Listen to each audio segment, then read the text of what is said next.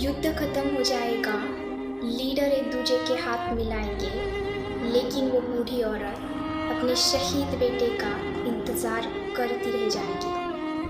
वो लड़की अपने प्रिय पति का इंतज़ार करेगी, वो बच्चे इंतज़ार करेंगे अपने नायक पिता का। मुझे नहीं पता मेरी मातृभूमि को किसने बेचा, लेकिन मैंने देखा उसकी कीमत किसने चुकाई। The war on Ukraine by Russia is continues, and this poem by Mohammad Darwish is becoming true. The news flash on your TV screen. The news channel is trying to show you the number of killed person in the Ukraine and Russia, just like a cricket score. They are telling you this much Ukrainians were killed, this much Russians were killed, but at the same time, I would like to remind you that the people that dying in this war are the people like you and me. They have their parents, they have their children, they have their hobbies, and they have their own dreams. If we try to understand what exactly the situation of India or how this war impacts on India, then we will find that India stands neutral in this situation, because choosing any one country out of these two will create loss situation. Because Russia, which is one of the most important ally of India, and around 86% of the weapons that comes to India are from Russia.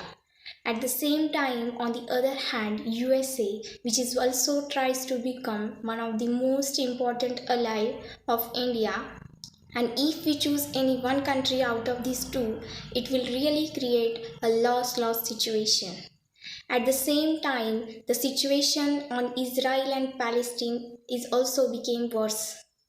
The situation of Israel-Palestine wars has become worsened so much. Thousands of people were killed, thousands of rockets were fired.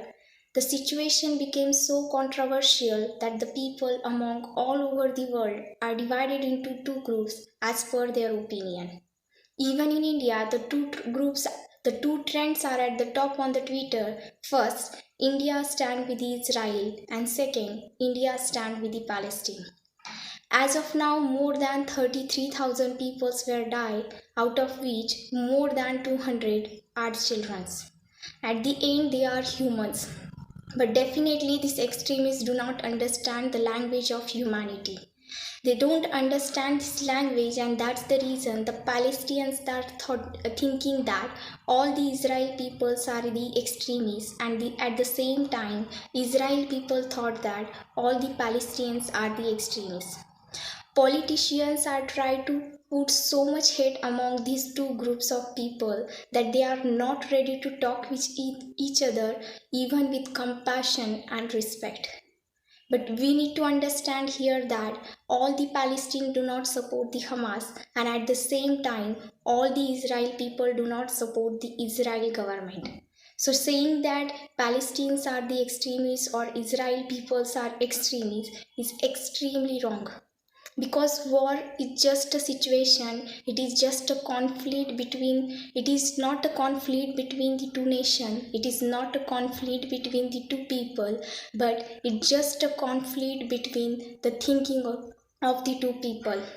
We need to understand that violence as a response to a violence, and even more violence to its response, does not improve the situation, it only worsens the situation exponentially.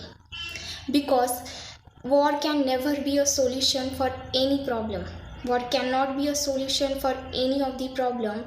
War can only cause the destruction of buildings, monuments, and lots of the infrastructure, and it took lots of time to repair again out of these conditions.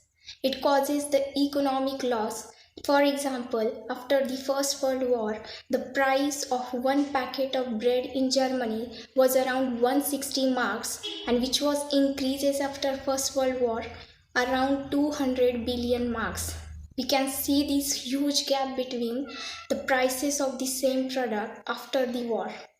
We can know that war can never be a solution for any of the problem, because किसी जाहिल ने कहा था everything is fair in love and war, Because if this is fair, then killing of innocent children in this war is also fair, and killing of humanity for the sake of dominance is also fair.